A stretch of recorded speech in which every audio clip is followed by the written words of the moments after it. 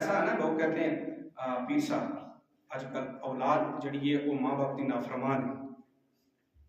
देखा मैंने नाफरमान है, लेकिन माँ बाप की भी कुछ ज्यादतियां अपनी औलाद के साथ हैं, कुछ ज्यादतियां हैं। ये पहला नहीं था, अब ये एक नया दौर चल गया है कि जो बच्चा अच्छा खासा खूबसूरत होगा ना, अच्छा खासा कमाने वाला होगा, उसको वालिदैन तरजीह ज्यादा देते हैं। गुनहगार है तो भी औलाद है, नेकोकार है तो भी औलाद है, अमीर है तो भी औलाद है, गरीब है तो भी औलाद है। हर बच्चे को बराबर का हक देना है। और खुदा की पनाह आजकल माएं अपने बच्चियों को जब कभी गालियां देती है ना, माज़अल्लाह, सब पर माज़अल्लाह, माशरे एक आम है गाली है, बेटी नु मां कह देती है वो मेरी ये सोकने। ये ऐसा मैंने अपने कानों से सुना, आप भी सुनते हो नहीं सुनते हो? कभी उस मां को पता कि ये जुमला कितना बड़ा है, कि कितनी बड़ी गल कह रही है। मैं अपनी बेटी नु जिसने मेरा दूध पीता है और जड़ी इसकी औलाद है उसमें मैं सोकन कह रही है। ये सोकन का की मतलब है? तू अपनी बेटी नु अपने शोहर की बीवी बना रही है।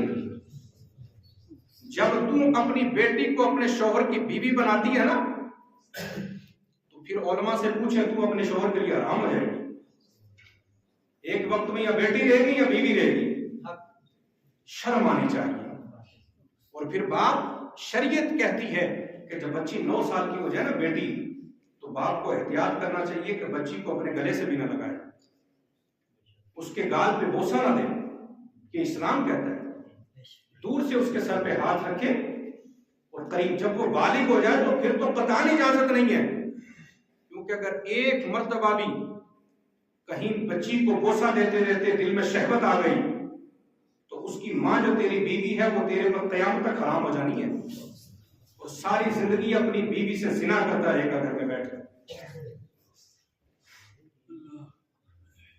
ये चीजें बताने की जरूरत है। हुल्लड़बाजियां की तकरीरें और होती हैं, ये चीजें बताओ कौम को। आज हमारे घर में बाप जवान अपनी बेटी पे हाथ उठाता है, किसने गुंजाइश दी है तुम्हें? प्यार से जिस बेटी को आप सीने से नहीं लगा सकते, बालिग बेटी को, उसकी इज्जत को तार तार करता है बाप, मार मार के उसको सताया जाता है। फिर वो बच्ची इस हद तक सताई जाती है कि वो हराम काम करने पर उतर जाती है, खुदकशी करके मर जाती है। उसने तो हराम काम किया, लेकिन बाप जब मर के तू कब्र में पहुंचेगा ना, पता तुझे भी चल जाना है कि तेरे जुल्म की वजह से आज ये इस हालत में पहुंची। इसलिए वालिदैन को चाहिए कि अपने बच्चों के साथ उसने सलूक करें। खुदा की कसम मैं देखता हूं जब हालात तो दिल फटता है। कभी तो दिल ऐसा करता है अपने घर से दूर हो जाऊं, अपने माशरे से दूर हो जाऊं। कभी कभी तो ऐसा करता है, दिल करता है कि जंगलों में जाकर बैठ जाऊं, जब वालिदैन की ऐसी हालात हमारी नजरों के सामने से गुजरती हुई। वो बाप जो बाप है यार, वो सीना दा साइंस जिन्हों कहते हैं, वो अपनी बच्ची नु ऐसे ऐसे नाजेबा कलिमात कहता है। खुदा दी कसम कि अगर उलमा दी बारगाह में तो इस्तिफ्ता पेश करो ना, तो वो बीवी उस पर हराम हो चुकी होती है।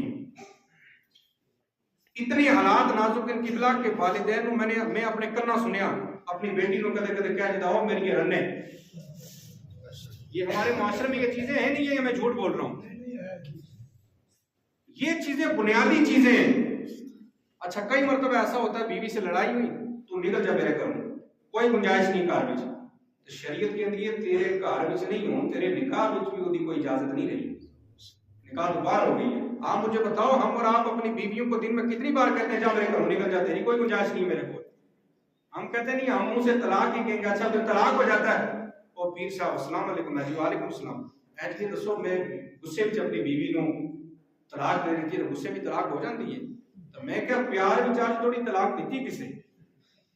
कोई कहता है बीवी को, बीवी जी अस्सलाम वालेकुम व रहमतुल्लाह, बड़े अदब और एहतराम के साथ आपकी बारगाह में ये नाचीज अर्ज करता है कि मेरी तरफ से आपको तलाक है। कभी ऐसा किसी ने कहा? गुस्से में ही तलाक होता है, प्यार में तलाक कौन देता है? जब प्यार होगा तलाक ही नहीं होगा। इसलिए इन चीजों का ख्याल रखें, ये चीजें जरूरी हैं। ऐसा ना हो कि आप अपनी बीवी से निकाह करके घर में लाए हैं और 1 महीने के बाद आपको पता नहीं है, सारी जिंदगी अपनी बीवी से घर में रहकर जिना कर देगा। जो बच्चे पैदा हो रहे हैं वो भी हराम है, भला तो जिना है वो बच्चे। ये मैं नहीं कह रहा, ये शरीयत कहती है। तो खुदारा अपनी जबानों को संभाल के रखो, गुस्से में आकर भी अपनी जबानों को बेकाबू नहीं, जोश में होश नहीं खोना चाहिए। अपनी औलाद के साथ हुस्न सलूक करो। जो मान रही है तो ठीक है, नहीं मान रही, वो औलाद बालिग हो चुकी है, उसने अपना हिसाब खुद देना। तू उसे मार मार के, तो उसकी इज्जत तार करके, तो वो बातें कह कर अपना ईमान भी, अपनी कब्र भी खराब कर रहा है, कि जिसकी जरूरत नहीं है। इसलिए तमाम लोगों को ये सैयद ज़्यादा हाथ जोड़ के अर्ज करता है कि कम से कम अपने घरों में यह माहौल लाएं। जब अपने घरों में वालिदैन ठीक होंगे तो वालिदैन का हुस्न सलूक अच्छा हो। अगर औलाद आपकी कदर ना करे तो फिर मेरा गिरबान पकड़ो। बाप शराब पिए बेटे के सामने, और रात को 12-12 बजे जनाब नालियों में से उठा के बेटा घर में बाप को लाए, फिर बाप ये उम्मीद रखे बेटा मेरी कदर करेगा, कैसे करेगा? मौलवी साहब के पास, मास्टर साहब के पास बच्चे को लेकर जाता है, बातें तल्ख है लेकिन कड़वी जड़ी दवाई है, जल्दी असर करती है।